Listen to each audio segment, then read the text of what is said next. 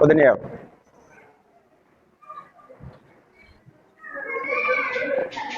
O estudo de quarta-feira. O estudo de quarta-feira é só pros homens mesmo. Não foi decidido ainda. Não precisa dar os avisos hoje, não. Tá. Irmãos, Pai de Cristo, no capítulo 58 do livro do profeta Isaías, no versículo de número 13 e 14.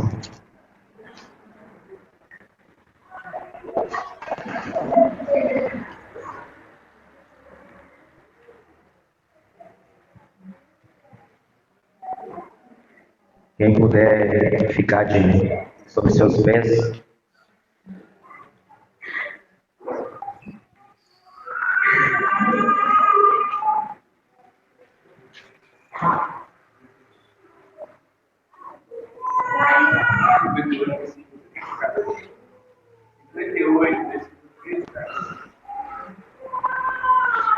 Isaías capítulo 58, no versículo 13 e o 14.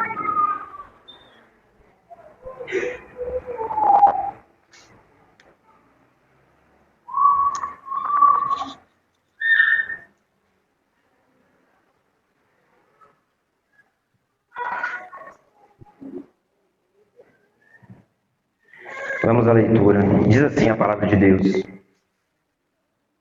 Se desviares o pé de profanar o sábado ou o Shabá, e de cuidar dos teus próprios interesses no meu santo dia, se chamares o Shabá ou sábado deleitoso e santo dia do Senhor, digno de honra, e honrares, não seguindo os teus caminhos, não pretendendo fazer a tua própria vontade, nem falando palavras vãs, então te deleitarás no Senhor. Eu te farei cavalgar sobre os altos da terra e te sustentarei com a herança de Jacó, teu pai, porque a boca do Senhor o disse. Essa é a palavra de Deus. A ideia de cavalgar aqui sobre os altos é ideia de vitória dos santos.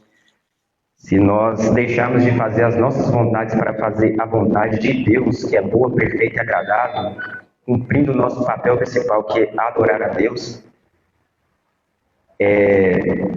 essa vitória será nos dada, porque a boca do Senhor o disse. Curvemos nossas cabeças e vamos orar ao nosso Senhor Deus.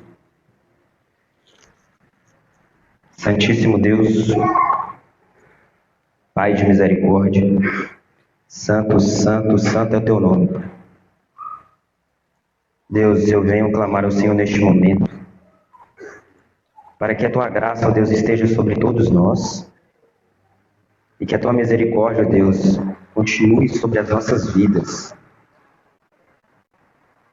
pois nós, de alguma maneira, de alguma forma, Deus, de toda a nossa limitação, nós acabamos profanando o nome do Senhor.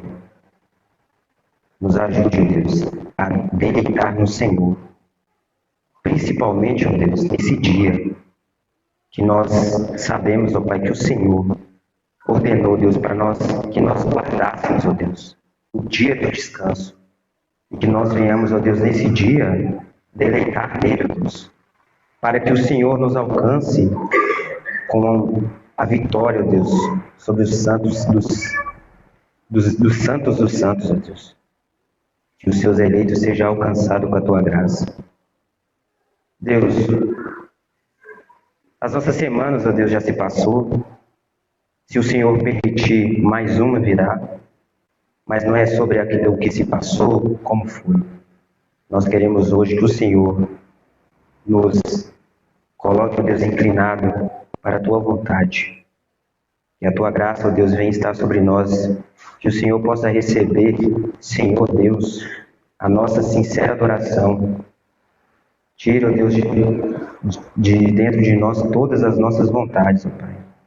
e faça que nós fazemos a Tua vontade, a vontade Sua, Deus, que nós levamos a nossa visão, Deus, para que nós possamos conformar com a imagem e semelhança do Teu Filho, Cristo Jesus. E em nome dele, por ele e para ele são todas as coisas. Amém. Irmão, vamos à leitura da Lei de Deus, que está no capítulo 5 do livro do Deuteronômio.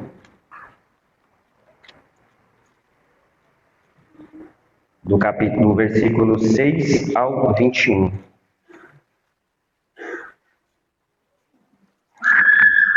Deuteronômio, no capítulo 5, versículo 6 ao 21.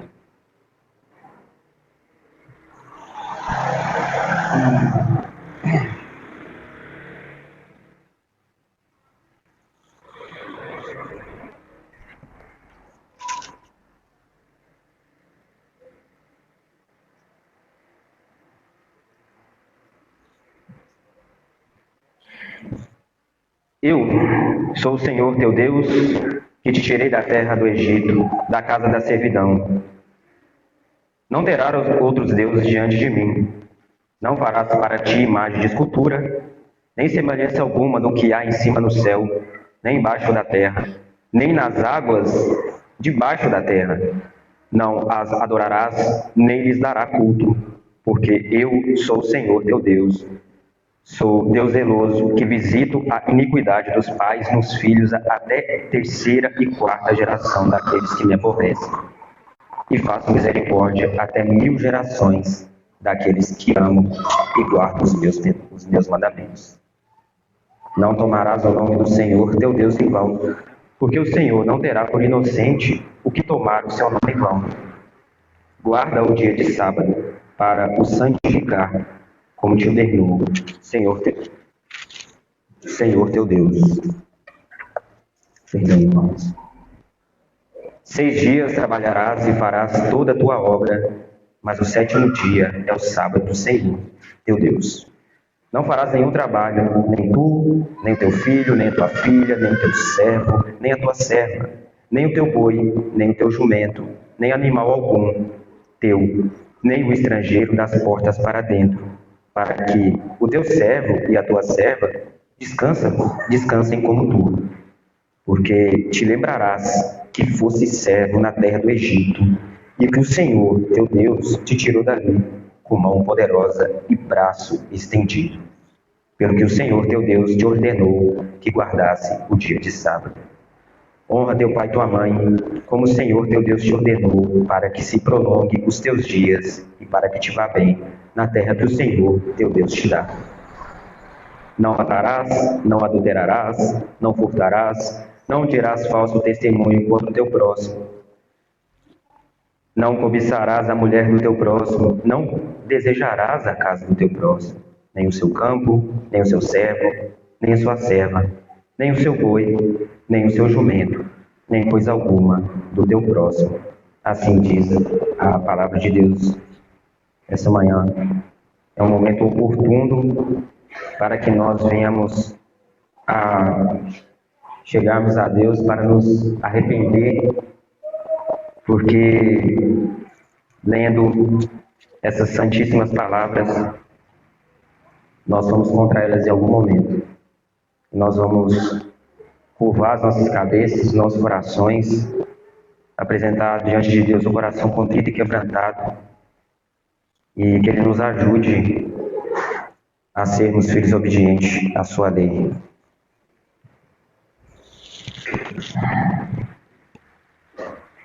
Pai, na autoridade do nome do Teu Filho, Cristo Jesus, aquele que nós colocamos, ó Deus, a nossa esperança, aquele, ó Deus, que por Ele nós fomos alcançados, ó Deus. Não existe, Pai, nenhum homem que existe, que está vivo, dos que já viveram, dos que ainda irão viver, Pai, que possa fazer o que o Teu Filho fez. Não há nenhum homem, Pai, que possa Se reunir todos os homens não consegue fazer o que o teu filho fez na cruz, ó Deus. Por causa das nossas iniquidades, dos nossos pecados, ó Deus, nós separamos o amor perfeito entre o Senhor e seu Filho amado. Meu Deus, eu oro, Deus, ao Senhor pedindo perdão dos meus pecados, assim também como juntamente dessa congregação. Nos dê, Deus, um coração voltado a ser obediente ao Senhor. Tire de nós, ó Deus, toda a vaidade, todas as iniquidades, todas as nossas vontades, ó Deus. Nós cometemos falhas, ó Pai, e começamos dentro dos nossos lares, com as nossas esposas, os nossos filhos. Nós não precisamos, ó Pai, sair de casa para cometer as nossas iniquidades com o Senhor. O teu Filho ama a tua igreja, Deus, e nós somos rebeldes com Ele. E nós não aguentamos, ó Pai, às vezes, uma rebeldia, ó Pai, das nossas esposas. E também as esposas não aguentam uma rebeldia do marido, Pai. Mas nós inclinamos para o Senhor, que o Senhor é perfeito.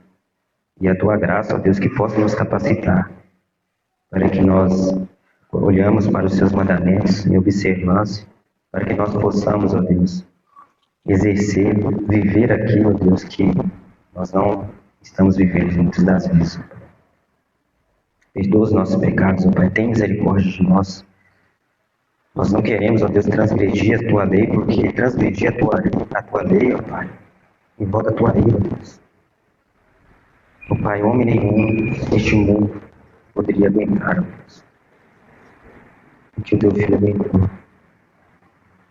Que nós possamos, ó Deus, honrar a obra salvífica, o sacrifício mais doloroso, Deus, e glorioso que foi feito na cruz por mim e por todos aqui dessa congregação e por todos os eleitos, ó Deus, espalhados. Perdoa as nossas iniquidades, ó Deus, para que nós venhamos colocar diante do Senhor como os filhos obedientes, para que o Senhor possa receber, ó Deus, os nossos trapos de imundícia, Deus. Nos perdoe, ó Deus. Em nome do teu Filho, Pai, por amor do teu Filho, Pai. Eu peço que o Senhor nos perdoe para que nós possamos oferecer ao Senhor, Deus, essa manhã, e o Senhor possa receber a nossa adoração como aromas suaves nas suas narinas, ó Deus. Amém. Irmãos, pode se sentar. Nós vamos ao cântico do Salmo 3, que se trata da confiança em Deus na adversidade. Cantemos em alto bom tom. Senhor, como aumentam contra mim os opositores meus, são muitos que proferem contra mim. Em Deus o salvará.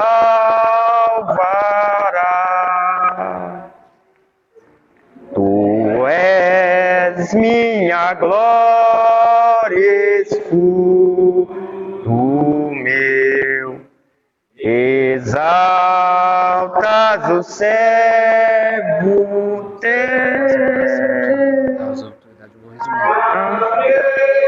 Com minha voz responde-me do santo monte seu, e pego no sono ao deitar. Acordo, pois me sustens, não temo a multidão ao meu redor, que com mim está. Levante a ó Deus, vem me salvar. Feriste inimigos meus, seus dentes e seus queixos quebraste, ferindo-os de uma vez. Ao Senhor Javé, o nosso Deus, pertence a salvação, a bênção divinal esteja, pois, no povo teu, Senhor.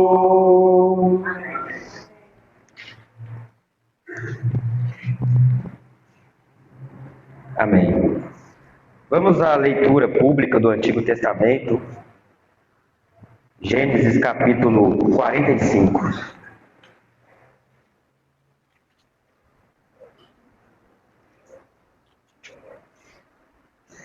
Nós vamos ler o capítulo todo.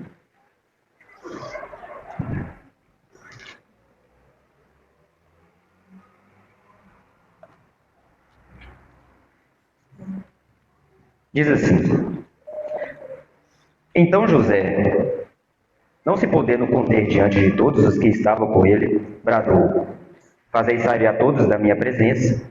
E ninguém ficou com ele. Quando José se deu a conhecer a seus irmãos, ele levantou a voz em choro, de maneira que os egípcios o ouviram, e também a casa de Faraó. E disse a seus irmãos: Eu sou José. Vive ainda meu pai?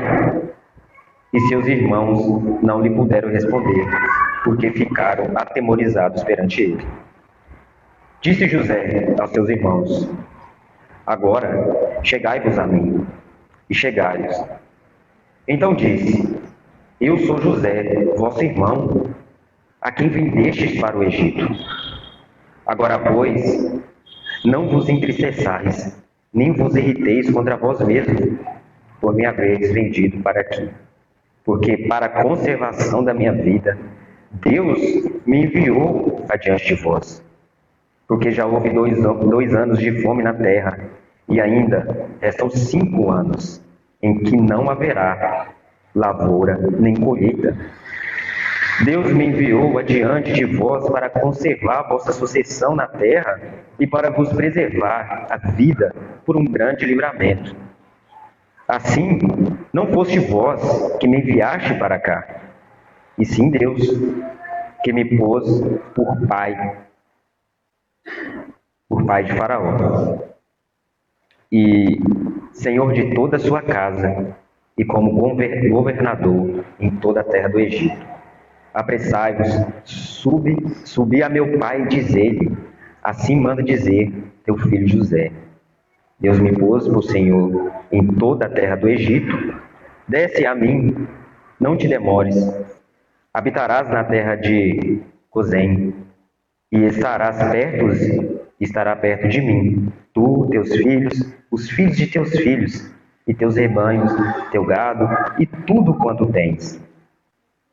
Aí te sustentarei, porque ainda haverá 5 anos de fome, para que não te empobreças, tu e tua casa, e tudo o que tens. Eis que vedes por vós mesmos, e meu irmão Benjamim vê também. Sou eu mesmo que vos falo. Anunciai a meu pai toda a minha glória no Egito, e tudo o que tendes visto. Apressai-vos e fazei descer meu pai para aqui. E lançando-se ao pescoço de Benjamim, seu irmão chorou, e abraçou com ele, e chorou também Benjamim. José beijou a todos os seus irmãos, e chorou sobre eles. Depois seus irmãos falaram com ele. Faze-se ouvir na casa de Faraó essa notícia. São vindos os irmãos de José, e isto foi agradável a Faraó e a seus oficiais. Disse Faraó a José: diz a teus irmãos: fazei isto, carregai-vos os vossos animais e parte. Tornai a terra de Canaã. Tomai a vosso pai e vossas famílias e vinde para mim.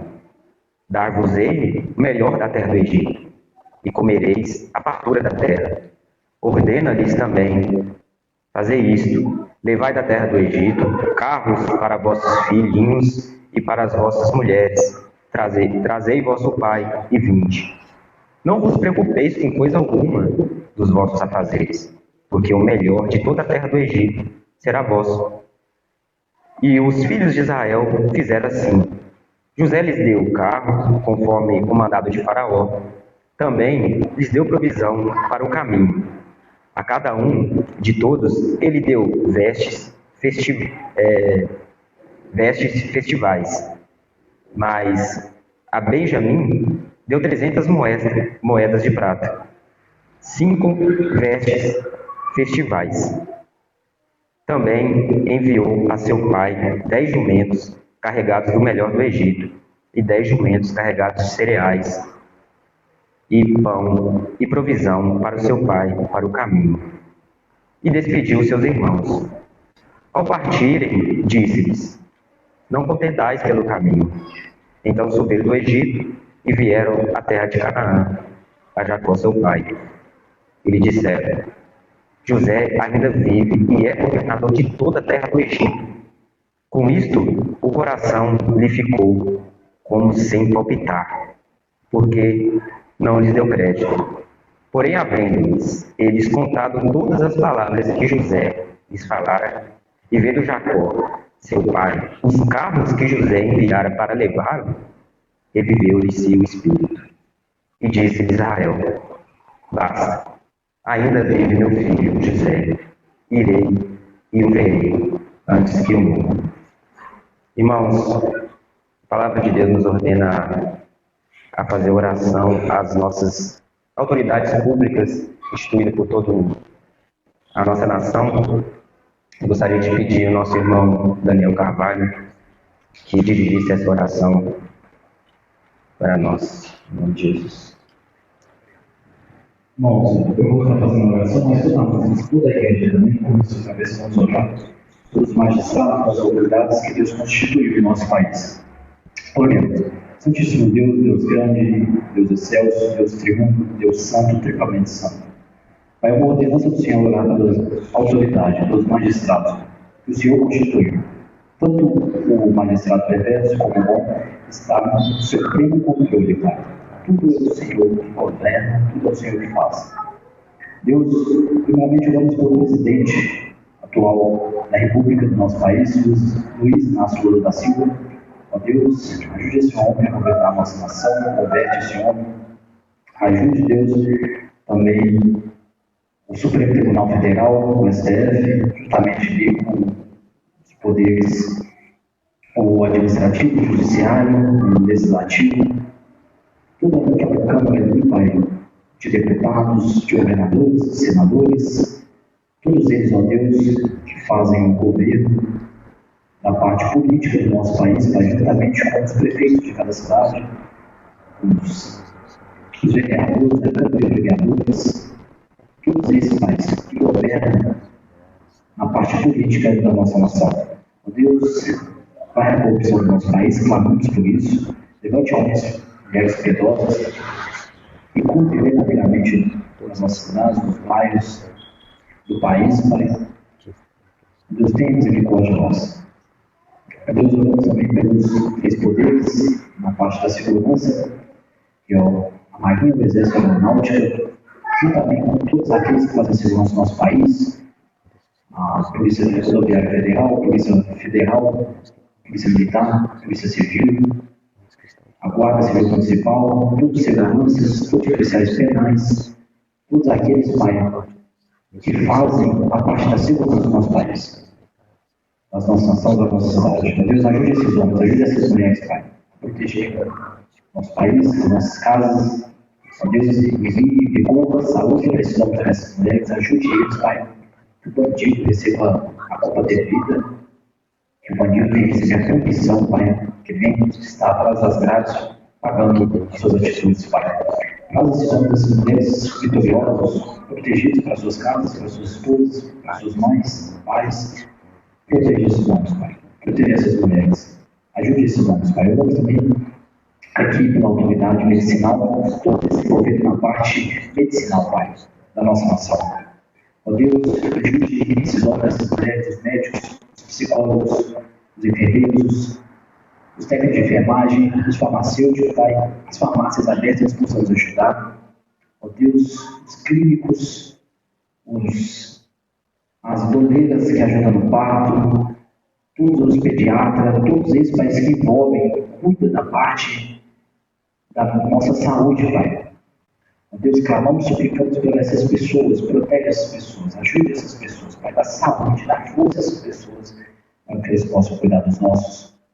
Ó Deus, agora oramos também pelas autoridades eclesiásticas, Pai. Sabemos que o número de falsos ministros, falsos profetas, Pai, de falsos líderes tem aumentado. Quão grande é esse número, Pai? Cada dia, não a igreja do Senhor está sendo aberta, mas um esgoto. Ó Deus, derrama juízo sobre essas falsas igrejas, sobre esses falsos ministros. Homens que nem estudam a sua palavra, Pai, que nem aplicam a sua palavra de forma prática. Traga juízo para esses falsos ministros. Nós oramos aqui, Pai, pelas autoridades eclesiásticas, os pastores piedosos, aqueles pastores que governam bem a sua própria casa, que é um exemplo da sua própria casa, para sua esposa e seus filhos. Oramos para esses pastores piedosos que cuidam, Pai, da igreja do Senhor com zelo, com reverência, com temor, com amor, Pai. Ajude esses homens que estão no anonimato, mas que estão na igreja da luz escondida. Envie recursos para esses homens. Ajude esses homens no casamento. Derrama graça cada vez mais. Eles cuidarem, Pai, de suas casas. Consequentemente, sobrar tempo da igreja de Cristo. Ajude esses pastores, Pai. Oramos também por cada um dos pastores que faz parte da comunhão Batista Reformado do Sudeste. Vamos pela comunhão, Pai. Batista Reformado do Sudeste. Obrigado, Pai. Fazemos parte dessa comunhão. Obrigado pela comunhão. O Senhor nos preparou para estarmos hoje presentes nela. Paulo nos ajudou bastante e vem nos ajudar. Oramos por cada pastor aqui para daquela comunhão, cada líder. Ó Deus, continue cuidando deles, continue ajudando eles a administrar cada igreja. Ó Deus, seja com cada um desses pastores piedosos, Pai. Ó Deus, oramos também nesse momento, Pai, o conselho que está sendo direcionado de alguma forma pelo José Miguel para cuidar da tua igreja. Ajude esses homens, Pai. Ó Deus, ajude esses homens, capacite esses homens. Só o Senhor pode derramar graça capacitatória sobre esses homens. Enche esses homens do teu Espírito Santo, Pai. Ajude esses homens a primeiro ser exemplo em casa. Deus os chamando para serem governantes da sua casa. Ajudar as suas famílias, primeiramente sua esposa, como ovelha de Cristo. Seus filhos, Pai. Ajude os conselhos, Pai. Capacite esse conselho. Somente o Senhor, Pai, pode fazer isso. Vamos também, Pai, ó Deus, pelas autoridades em casa, os líderes que o Senhor instituiu para a família, Pai, que é o marido. Ajude esses homens, Pai, a amar as suas esposas. Se preciso for, dar vidas por elas, se for necessário. Ajude esses maridos, Pai, a aplicar a tua palavra no contexto do lar. Deus, ajude esses maridos, Pai, a educar os seus filhos na tua santa palavra. Ajude, capacite esses maridos. Livre esses maridos de prostituição, Pai, de esfriamento espiritual. Ó Deus, coloca um fervor, uma chama para mostrar Cristo para a sua família, no coração desses maridos, Pai. Ajude essas mulheres, Pai, o seu papel é muito importante. Seu papel, Pai, de cuidar da sua família. Ser auxiliadora, Pai, no processo da submissão ao marido bíblico. Ao marido que ama Cristo como amou a igreja. Que ama a sua esposa como Cristo amou a igreja. Ajude essas mulheres, Pai. Seu papel é muito importante. Ó Deus, cuide dessas mulheres em força, vigor, são desafios muito grandes. Cuide e ajude essas mulheres. Derrama a tua sabedoria sobre essas mulheres. Que essas mulheres sejam sábias no processo de edificação dos seus lares. Ó Deus, cuide dessas crianças, Pai, nas escolas, aqui do usurpador do P9, protege essas crianças, Pai de Deus, hoje expôs entrarem na mente das nossas crianças, Pai. Protege essas crianças, Pai. Ajude essas crianças, Pai. As crianças possam amar Cristo, Pai, viver para Cristo, dedicar toda a sua juventude, a sua adolescência a Cristo, Pai. Pois aí sim ela vai ter encontrado um fim, Pai, a glorificar a Deus. Ela vai ter encontrado um sentido na vida. Ó Deus, ajude essas crianças. Ó Deus, oramos também pelos enfermos, aqueles que não podem estar no culto, derrama a saúde, teu vigor, os parentes dos enfermos aqui da igreja. Ó Deus, oramos por eles. Ó Deus, pelos jovens noivos, prepare todas as coisas para o matrimônio. Ajude-os a continuar na sua santidade, Pai, na santidade da tua palavra. Ajude esses noivos, Pai. Ó Deus, oramos também a todas as famílias da Igreja Batista Reformada. Ó Deus, cuide dessas famílias. Oramos também pelos processos judiciais, Pai, os processos que são a justiça dos irmãos da Igreja Batista Reformada de Santa Luzia. Ó Deus, conceda casamento de acordo com o teu querer e a tua justiça, Pai. Cuide da tua igreja. Ó Deus, em nome do teu Filho Jesus Cristo que nós oramos. Teu reino avance, que o Senhor sempre receba glória para si, que o Senhor nos conforme a imagem do teu Filho Jesus Cristo. Amém. Amém. Obrigado. Irmãos, vamos ao cântico do Salmo 16. O Santo de Deus. Guarda, Deus, Pois em ti eu me abrigo. minha alma diz que tu és meu Senhor. Além de ti, outro bem eu não tenho. E nos teus santos está meu prazer. Há muitas punições, penalidades mil, pra quem por Deus trocar o Senhor. Jamais darei sacrifício a tais deuses, a quem meus lábios não pronunciarão. És minha taça, Senhor, minha herança, da minha sorte o arrimo tu és. Tenho as divisas em áreas amenas, minha herança é formosa e sem par. Bendigo meu Senhor, que a mim conselhos traz, e à noite o coração vem me enxergar. Tenho, Senhor, sempre a minha presença, Ele à direita, abalado não sou. Meu coração bem alegre exulta, meu corpo a salvo repouso terá. Minha alma não deixarás no abismo, nem o teu santo provar corrupção.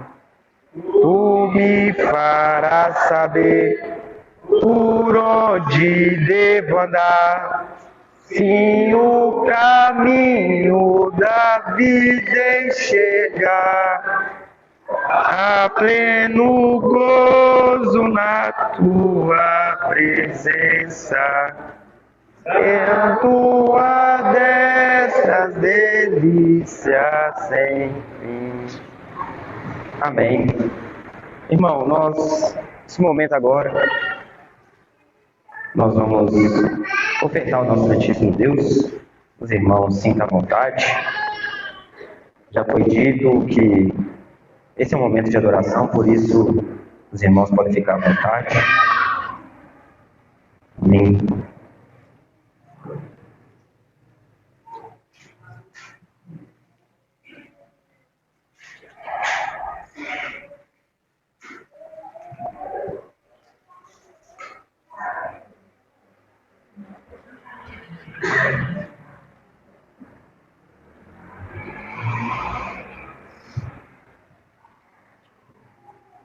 Vamos nos colocar sobre os nossos pés para nós fazermos a oração que Jesus nos ensinou.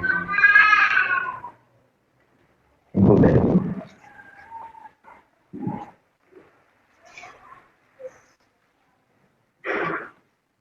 Pai nosso que estás no céu, santificado seja o teu nome. Venha o teu reino. Faça-se a tua vontade, assim na terra como no céu. O pão nosso de cada dia dá-nos hoje. Perdoa as nossas dívidas, assim como nós perdoamos aqueles que não os deixeis cair em tentação, mas livre-nos do mal. Pois teu é o reino, o poder e a glória para sempre. Amém. Amém. Irmãos, nós vamos, nesse momento, o ensino da palavra de Deus, que dará o nosso irmão Daniel Lucas. Eu peço o irmão André que faça essa oração para fazer essa condução desse ensino.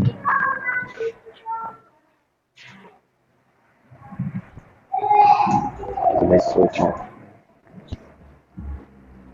Amém. Deus, nós te louvamos por esse momento, damos graças por essa oportunidade, onde nós iremos receber, Pai, os ensinos da Tua Palavra.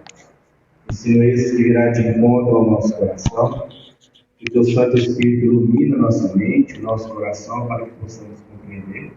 Que o Senhor continue iluminando o Daniel, que será o responsável por trazer esse estudo, Pai. Eu creio que o Senhor já começou a falar o coração dele, mas que o Teu Santo Espírito continue, Pai, a ministrar, para que ele possa ser boca do Senhor, Deus, através da Tua Palavra e ensinar os nossos corações. Pedimos, Senhor, que Tua mãe da igreja esteja com a mente cativa à Tua Palavra, obediente e ouvindo atentamente com os ouvidos espirituais os Teus ensinos. Nós te damos graça por essa oportunidade, estamos aqui no domingo do Senhor para cultuar o Senhor, Pai. E dar o culto que lhe é devido, Deus. Este culto não é para nós, e sim para Ti. Que a Tua igreja, Pai, seja atenta e com expectativa para receber os ensinos da Tua santa e gloriosa Palavra. Nós te louvamos e bendizemos o Teu santo nome por esse momento, Pai. Tira todo empecilho que impede, Pai, da Tua igreja ouvir e que impede do filho, Pai, de ministrar, Pai. O Senhor traga paz ao coração dele, o Senhor, Pai, dê direcionamento através do Teu Santo Espírito. Graça nós te damos por tudo, no nome do Teu Filho amado Jesus Cristo eterno, que vive e reina para todo sempre. Amém. Amém.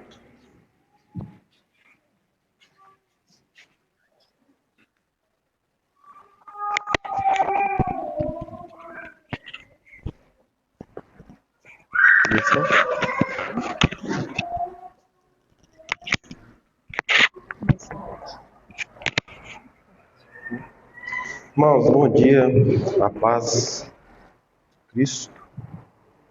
Vamos abrir lá em Filipenses, carta de Paulo aos Filipenses, capítulo 1.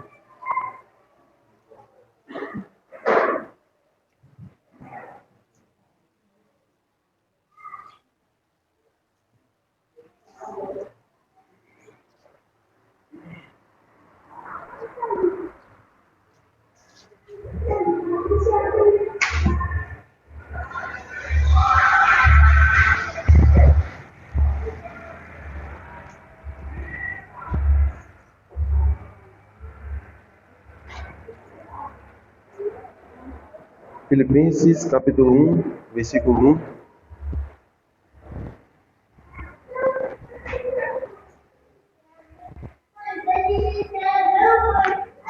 Assim diz a palavra de Deus. Paulo e Timóteo, servos de Jesus Cristo, a todos os santos em Cristo Jesus, que estão em Filipos, com os bispos e diáconos. Graça a vós e paz da parte de Deus nosso Pai e da do Senhor Jesus Cristo. Vamos orar. Pai amado, essa é a sua palavra. Sua palavra foi lida. Senhor, fale no nosso coração, que essa palavra ecoe no nosso coração, que essa palavra seja guardada no nosso coração.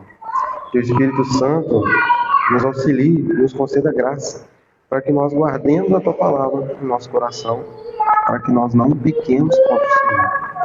Ajuda-nos para entender, ilumina-nos com o teu Espírito Santo a entendermos, conceda-nos discernimento para entendermos essas palavras, entendermos a mente, um pouco da mente, um pouco das palavras do apóstolo Paulo para nós. O que essa palavra nos diz hoje, o que podemos aprender, Pai, o que o Senhor quer nos ensinar com essas palavras. Em nome de Jesus. Amém. Epístola de Paulo, carta de Paulo. Irmãos, pode se assentar, por gentileza.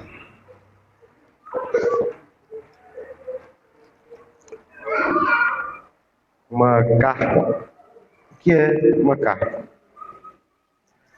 O que nós vemos aqui é mais uma carta. Nós terminamos uma carta na última semana, a segunda carta do apóstolo ao seu discípulo Timóteo. Aqui nós vemos mais uma carta. O que é uma carta? Hoje para nós a carta é um meio que está caindo em desuso. Nós não temos mais tanto uso para cartas como tínhamos antes. Hoje a carta é um meio muito incomum de comunicação. Mas não era assim na época do apóstolo Paulo. As cartas eram um meio mais comum. Talvez até o único meio de comunicação. Nessa época aqui, a carta era escrita por profissionais, existiam escribas, existiam profissionais que eram responsáveis e trabalhavam com a escrita de cartas. Então, muitas vezes a gente pode até ver, ao final, eu não lembro agora qual carta, mas ao final de uma carta de Paulo, ele escreve uma saudação de próprio punho. Ou seja, não foi ele quem escreveu a carta. A gente vê no Atos, não é carta, não. Mas a gente vê que às vezes Teófilo escreve, às vezes Lucas escreve, e Paulo às vezes escreve. Mas o mais usual era que existia um profissional que redigia essa carta, e às vezes era ditada pelo apóstolo ou pelo seu remetente. Aqui nessa carta de Paulo, antigamente, as cartas tinham uma estrutura diferente. Não era como a gente entende hoje a estrutura da carta. Então, se vocês observarem aí no verso 1, Paulo se identifica e já identifica o remetente, o destinatário. Então, ele já tem o remetente e o destinatário aqui logo de cara. Não é como a gente faz hoje, né? Não é como a gente vê, às vezes, na escola. Ele se identifica quem está escrevendo, ele identifica o destinatário, para quem ele está enviando essa carta. Ele faz um voto, que aqui é o verso 2, é chamado de voto, né? Graças a vós e paz da parte de Deus, nosso Pai, e do Senhor Jesus Cristo, um voto. Depois a gente tem o corpo da carta, e por último, as saudações. Essa era a estrutura comum, a estrutura mais comum das cartas na época do apóstolo Paulo.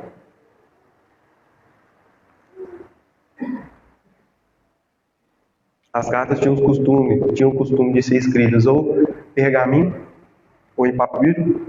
Os pergaminhos eram pele de ovelha ou pele de outros animais que recebiam o devido tratamento para que se pudesse escrever. E o papiro eram feitos de plantas prensadas e ressecadas também o devido tratamento para poder absorver a tinta, para poder receber a tinta. E as cartas eram escritas com as letras ou todas minúsculas ou todas maiúsculas. Não existia ponto final, não existia pontuação, não existia qualquer organização de pontuação como a gente conhece hoje. Os pais da igreja se apropriaram desse meio de comunicação, né? Como a gente vê no Novo Testamento, são muitas cartas. Então eles se apropriaram desse meio de comunicação e os apóstolos usavam as cartas para suprirem a sua ausência. Então, quando eles não podiam estar presentes em carne e osso e falar pessoalmente às igrejas, eles enviavam as cartas. As cartas substituíam a presença e a autoridade do apóstolo. Por isso as cartas eram recebidas, eram lidas e eram copiadas e enviadas a outras igrejas, porque as palavras do apóstolo tinham a mesma validade nas suas cartas. Essas cartas deveriam ser lidas e obedecidas, assim como se o apóstolo tivesse em carne e osso falando, né, as suas orientações, as suas diretrizes para a igreja.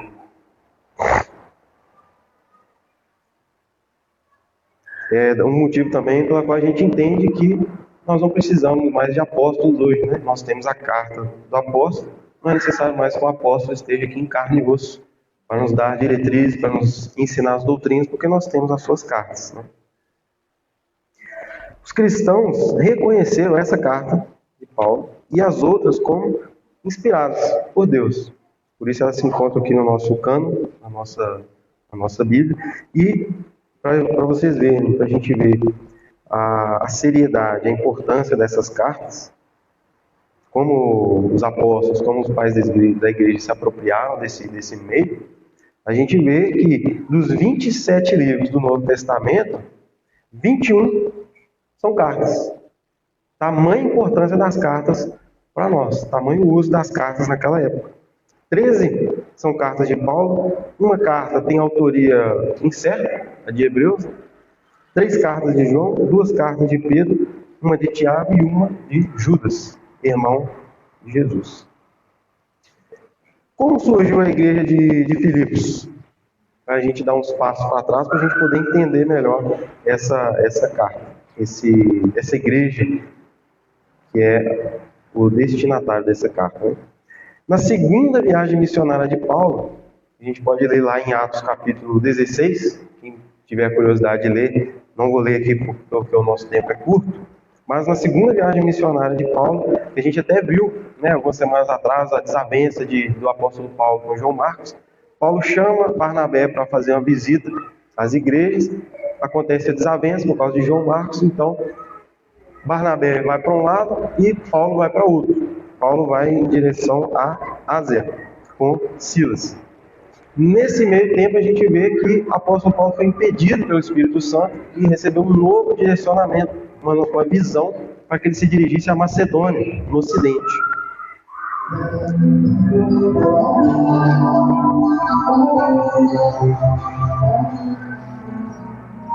Esse desvio de Paulo da Ásia para o Ocidente, para nós hoje é de extrema importância, porque se Paulo não tivesse ido para o Ocidente, talvez nós não teríamos essas cartas. Talvez o Evangelho não teria chegado até aqui, até nós no Ocidente. Então, providência divina se revelando nos imprevistos das viagens do apóstolo Paulo. Um desvio que provavelmente foi considerado um empecilho, um obstáculo, uma tribulação, foi talvez o que possibilitou a chegada do Evangelho até nós no Ocidente. Aprove a Deus que o Evangelho chegasse até nós com esse imprevisto, né? Talvez sem esse desvio, o Ocidente ainda estaria mergulhado em trevas. A gente percebe também em outros relatos, em outras cartas, que o apóstolo Paulo escolhia, com certo critério, as cidades onde ele passaria, onde ele pregaria. Às vezes, metrópoles, cidades maiores, onde o Evangelho poderia se espalhar com mais facilidade. Foi assim com Filipos. A cidade de Filipos era uma colônia romana, era uma espécie de mini-Roma, uma miniatura da cidade de Roma. Foi conquistada por Roma e ela era como se fosse Roma. Era a mesma moeda, eram os mesmos costumes, a mesma cultura. Era a primeira colônia romana. Em Atos também a gente vê como foi a passagem de Paulo por Filipos, como foi o surgimento, o nascimento da igreja de Filipos, lá em Atos. A gente vê que aconteceu a conversão de Lídia, a conversão de uma moça possessa e também a conversão do carcereiro, onde Paulo e Silas, famosa história, né, de Paulo e Silas na prisão, onde eles cantaram, houve terremoto, e aí o carcereiro se converte. Essa passagem mostra também que o Evangelho é para todos. Lídia era uma vendedora de púrpura. Púrpura era uma iguaria muito rara e muito cara. Então, se a gente fosse colocar em termos atuais, Lídia era uma vendedora de uma boutique muito requintada. Algo da elite, algo caro. Púrpura era algo caro. A moça possessa era uma moça pobre, que era usada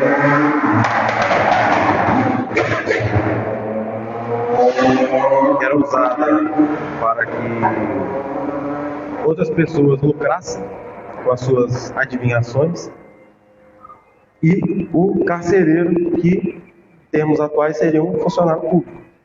Então a gente vê aí estados sociais diferentes, a gente vê realidades diferentes. Então todas essas pessoas foram alcançadas pelo Evangelho, mostrando a totalidade, a universalidade do Evangelho.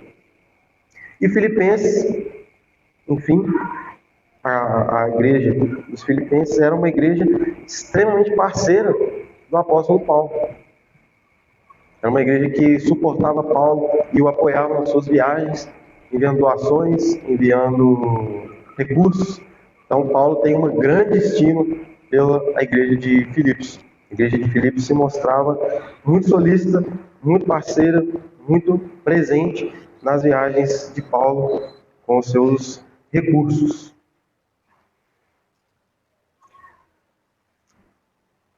No versículo 1 nós vemos que Paulo se identifica como servo de Jesus Cristo. Esse servo aqui era muitas vezes usado no sentido de escravo.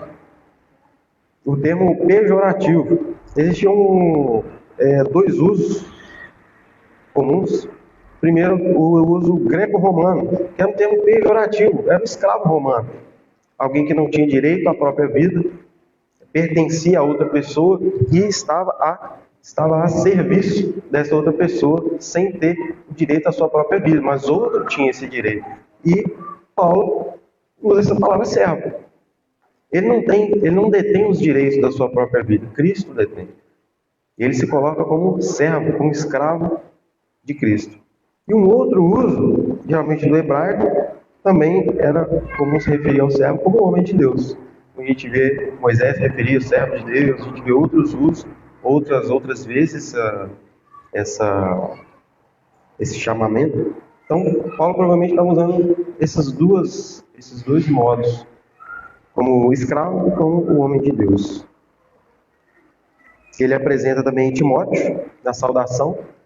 Não significava que Timóteo também tem parte na autoria, não significa que Timóteo também estava escrevendo aquela carta, mas que Timóteo estava com Paulo na sua prisão. Aqui Paulo também escreve preso. A gente vai ver isso mais para frente, as implicações da prisão de Paulo, mas aqui Paulo também está preso, assim como a última carta que nós vimos de 2 Timóteo. Paulo está associado, com Timóteo. Os dois estavam juntos nessa ocasião. E quando a gente lê também o livro de Atos, a gente percebe a importância de Timóteo para o nascimento da igreja de Filipos, e não só dessa igreja, mas de vários outros também, de todo o ministério do apóstolo Paulo. Paulo se manifesta também o desejo de enviar Timóteo até Filipos e inúmeras outras vezes. Foi endereçada ao povo de Filipos, essa carta. Como a gente já viu, ele endereça a carta, que estão a todos os santos que estão em Filipos, com os bispos e diáconos. Santos aqui a gente costuma até usar, chamar um ao outro santo e tal, mas a gente sabe que não é o mesmo santo, o mesmo significado, a mesma conotação que os católicos a utilizam. Não quer dizer que o povo de Filipos, os santos de Filipos, eram santos, inerrantes, ascendentes de uma espiritualidade diferente. Não, quer dizer que eram santos. O significado da palavra santo é uma pessoa separada. Imagino que vocês já devem ter ouvido isso. Então, uma pessoa foi separada da convivência do mundo, separada por Cristo. Esses eram os santos de Filipos, e assim somos nós, os santos do Senhor. É uma denominação para os cristãos, não é que nós somos perfeitos, nem que eles eram perfeitos, mas uma identificação. Essa igreja, essa carta, na verdade, foi enviada 10 anos depois do nascimento dessa igreja. Por que será que Paulo, 10 anos depois, se preocupa em enviar essa carta?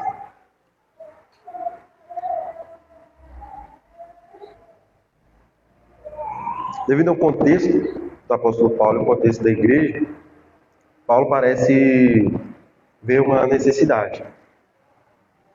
Paulo recebe preso uma oferta da igreja de Filipos, enviada por Epafrodito, e aí a carta é usada para agradecer por essa oferta. Paulo também informa para os filipenses a sua situação como preso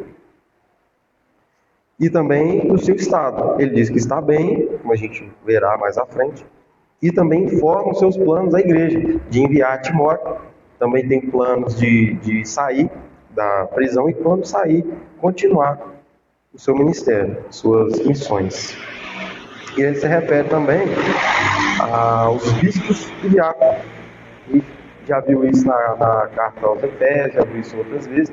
A gente vê os presbíteros como os supervisores espirituais e doutrinários. Então, bispos, pastores e presbíteros são as mesmas palavras sinônimos de pastores, aquele que supervisiona, aquele que discipula. E a gente vê inúmeras vezes essa palavra na Escritura, principalmente no Testamento, nas cartas, que significa os supervisores, uma doutrina, uma autoridade doutrinária para a igreja. E os diáconos representam o cuidado social com a igreja. Representavam aquelas pessoas que eram supervisores assistenciais da igreja. Enquanto os presbíteros se preocupavam com a doutrina da igreja e com o ensino, os diáconos se preocupavam com a situação das pessoas, no cuidado social. A gente vê a criação deles também em Atos, no capítulo 6. Os apóstolos instituem os diáconos porque eles não podiam deixar a pregação, eles não podiam deixar o ensino e as suas atribuições como apóstolos para servir a mesa, para cuidar das pessoas nas reuniões, na congregação. Então, para a logística da igreja, para que o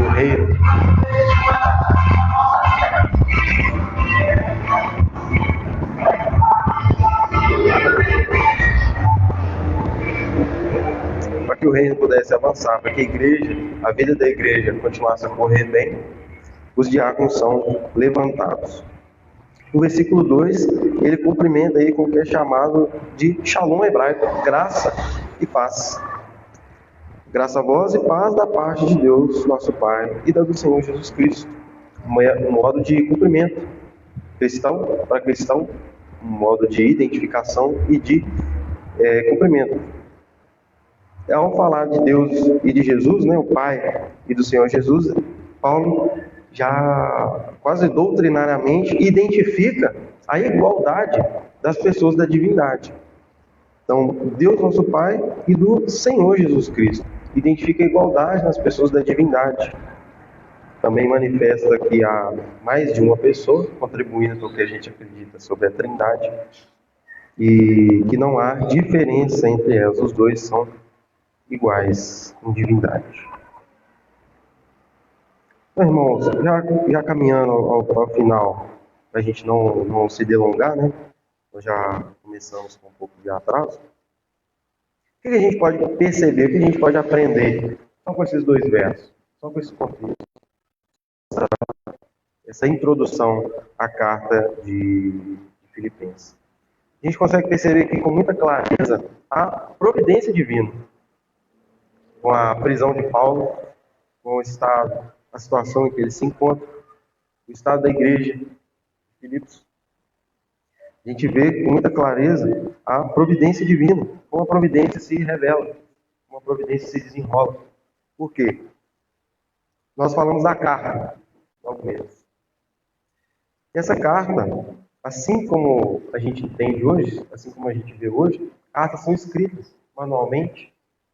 E para que essa carta chegasse aqui até nós, uma carta que foi escrita num papiro ou num pergaminho, chegasse até nós com confiança histórica, com confiança de autoria, muita coisa aconteceu. Com que confiança nós podemos acreditar que foi Paulo que escreveu? Com que confiança nós podemos acreditar que foi exatamente isso que estava escrito? Ou que isso aqui foi uma carta do apóstolo Paulo e não de outra pessoa? A providência divina se manifesta na preservação dessas cartas, da Escritura como um todo. A Bíblia é o livro mais bem atestado historicamente de todo mundo. Livro mais confiável historicamente. Nós já conversamos sobre isso nos estudos, nós já vimos isso outras vezes, mas nunca é demais repetir. Nós temos mais de 5.000 cópias do Novo Testamento, então é muito difícil, é impossível que o Novo Testamento, os manuscritos do Novo Testamento fossem alterados. Nós temos uma confiança histórica nessa carta.